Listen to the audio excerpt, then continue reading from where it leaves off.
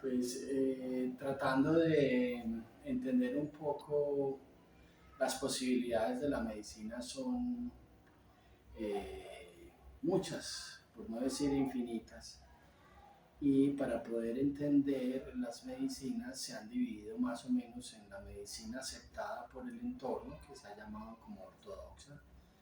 Es una medicina de origen occidental, con un diseño un poco rígido respecto a una educación y a un formato aceptado socialmente. Pero en realidad la medicina es la que le sirve al paciente y con base en eso se ha encontrado que hay una gran cantidad de posibilidades diferentes a la medicina ortodoxa.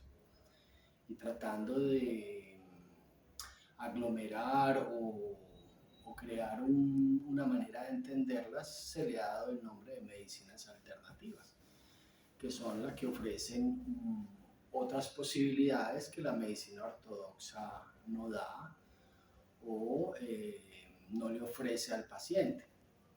Entonces, en esas medicinas alternativas podemos encontrar las medicinas ancestrales, que son conocimientos milenarios que han perdurado a través del tiempo y ese es su examen, la prueba que perduren terapias que le permitan a la gente recuperar su salud y no está determinada por la medicina ortodoxa, que es más bien reciente, de finales de 1800. En cambio, estas medicinas ancestrales son milenarias. Dentro de las medicinas alternativas también están las medicinas holísticas, que son medicinas que el fundamento es no enfocarse en una enfermedad, sino que se enfoca en un desequilibrio que lleva a unos síntomas y esos síntomas son los que la medicina ortodoxa llama una enfermedad. Entonces, un estado inflamatorio generalizado puede ser un problema emocional, puede ser un problema nutricional. Y si se logra restablecer esa normalidad en el organismo, el cuerpo recupera su estado de sanidad, su buena salud. Entonces hay muchas maneras de mirar. Otra manera de ver las medicinas alternativas son las medicinas indígenas que están dentro de las medicinas ancestrales. Entonces nos podemos encontrar, por ejemplo, para no ir muy lejos, en Colombia, la medicina aruaca. Son medicinas donde las personas reciben un entrenamiento hasta de 13 años con conocimiento de los elementos, los elementales, la naturaleza de las plantas, pero se basan en otros criterios muy diferentes de la medicina ortodoxa. Que se acepte o no depende del éxito. Sin duda alguna que hay personajes que representan muy bien lo que se quiere hacer y habrá también personas que no tienen tanto éxito. Dentro de esas medicinas alternativas también tenemos, por ejemplo, medicinas milenarias que son muy bien estructuradas con un nombre diferente, pero están dentro de esas medicinas que ofrecen una alternativa a los pacientes. Está, por ejemplo, la medicina china, que se llama medicina tradicional china y es mucho más antigua que el imperio que hoy conocemos como la China. Entonces tiene un compendio de conocimiento que se basa en energías, elementos, pero es muy bien estructurada, tanto que hay enfermedades que la medicina ortodoxa no contempla o maneja con químicos y esta medicina simplemente con masajes o puntuando ciertos lugares del cuerpo con agujas, con las manos, se puede recuperar y restablecer la normalidad de la persona.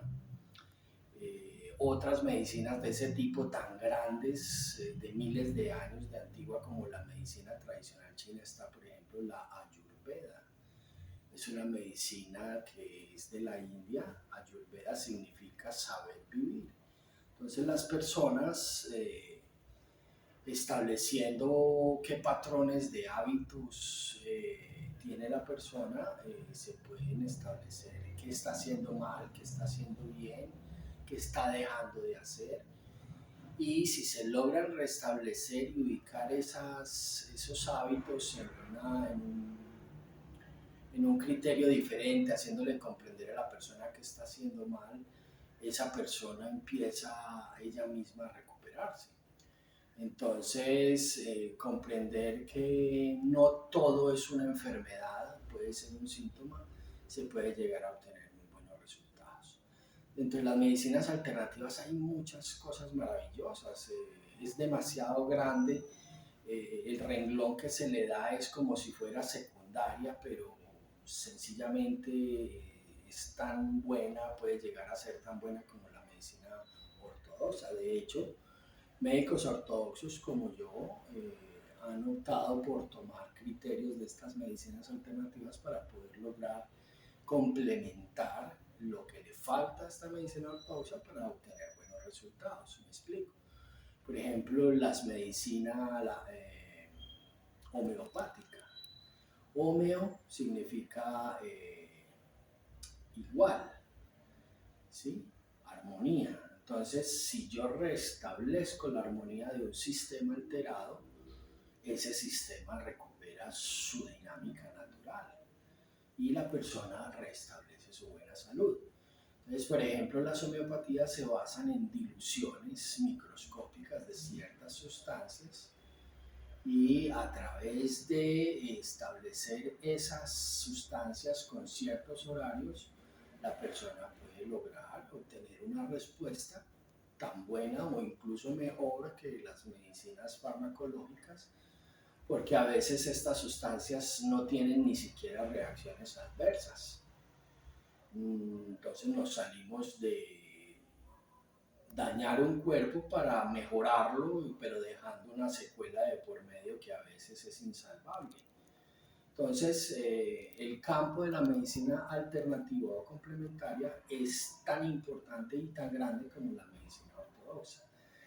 Lo que pasa es que es muy importante señalar lo siguiente: dentro de todas las medicinas existen personas que no hacen una buena práctica, sin necesidad de querer criticar a nadie, y se presta también para que usurpadores o personas engañadoras hagan su oficio y engañen a personas. Entonces las medicinas alternativas, como no están reguladas, pueden favorecer que personas charlatanes, personas que no tienen corazón, que no tienen criterio sino de engaño, la utilicen para su beneficio propio.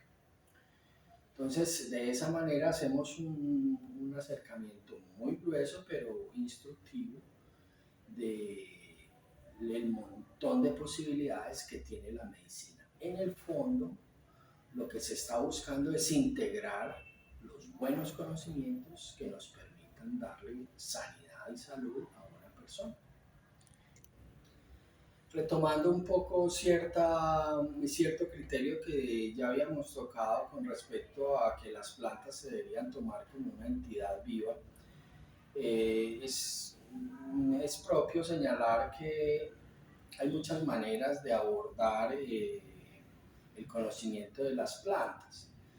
Las plantas no son una mera estructura que tiene unas sustancias químicas, porque de ella podemos sacar una sustancia y usarla, ¿sí? Por ejemplo, el sauco, el sauce, se saca la aspirina, el ácido acetil salicílico, que es una pasta muy común y muy buena para gran cantidad de problemas inflamatorios, es analgésico, es antipirético. Por ejemplo, hay una corteza de un árbol que su extracto es el que se utiliza para sacar una familia de antihipertensivos que se llaman los inhibidores de la enzima convertidora de la angiotensina, los IECAS. Entonces, si se conocen ciertas plantas naturales, podemos suministrarla a la persona en procesos leves, moderados, con una respuesta tan buena como los químicos que podemos encontrar en una farmacia.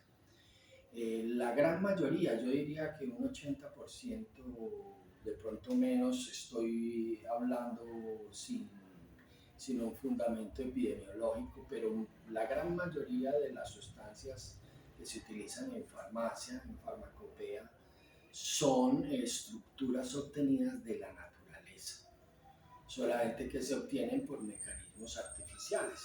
El naturismo, que es un terreno que también está dentro de las medicinas alternativas, es una ciencia de muy amplia data en el tiempo, milenaria, y está metida en diferentes medicinas. En la ayurveda, en la medicina tradicional china se ve naturismo y solo es una parte de ella. Entonces, las plantas, determinadas plantas tienen funciones renales, otras tienen funciones cardíacas, y se pueden obtener medicinas y se pueden obtener sustancias que van a dar solución a las enfermedades. Pero hay otros criterios que se utilizan en estas medicinas, como son en las medicinas ancestrales, donde las plantas no se miran simplemente como si fueran una aglomeración química, sino que se miran como si las plantas fueran entidades vivas y se les da un respeto y se manejan con un criterio sagrado, un criterio de importancia que se le da a la planta.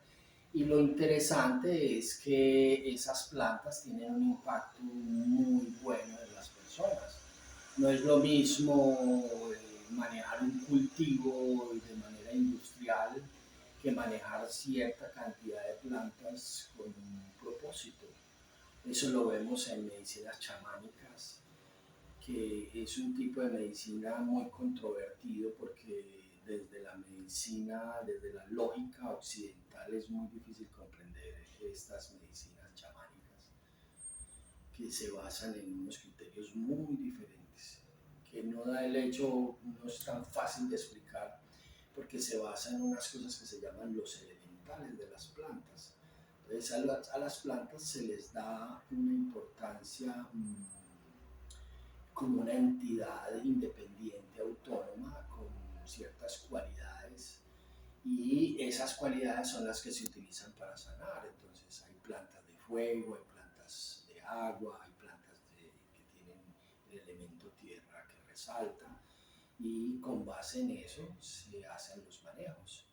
Lo que está frío se calienta, lo que está caliente se enfría, dice la medicina china, y se utiliza también ese mismo criterio en el ayurveda. Entonces hay plantas que son muy buenas para estados inflamatorios. Entonces, nada más en nuestra región, en Colombia, por ejemplo, la sábila. La sábila es una planta que se considera solar o de fuego, caliente, y se utiliza en problemas inflamatorios y en infinidad de cosas. Y cuando se va a estudiar esa planta en la química se encuentra que tiene un montón de sustancias que son indudablemente muy saludables.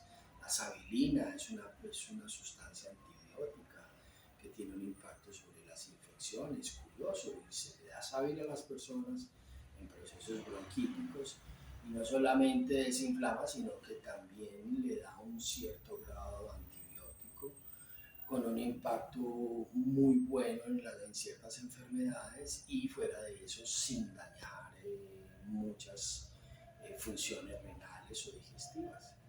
Pero vale la pena también resaltar que si no se tienen en cuenta, por ejemplo, hay personas charlatanes que hacen remedios con sábila y, por decir algo, utilizan la cáscara indiscriminadamente, con un riesgo altísimo de causar una intoxicación y un daño serio en el sistema renal de la persona. Entonces, al margen de lo que estamos hablando, vale la pena resaltar de que siempre hay que tener un criterio de conocimiento para usar estas cosas. No es dar porque una cosa es natural a una persona, no implica que eso no vaya a poder hacer un daño. Si se dan mal ciertas cosas, también se puede hacer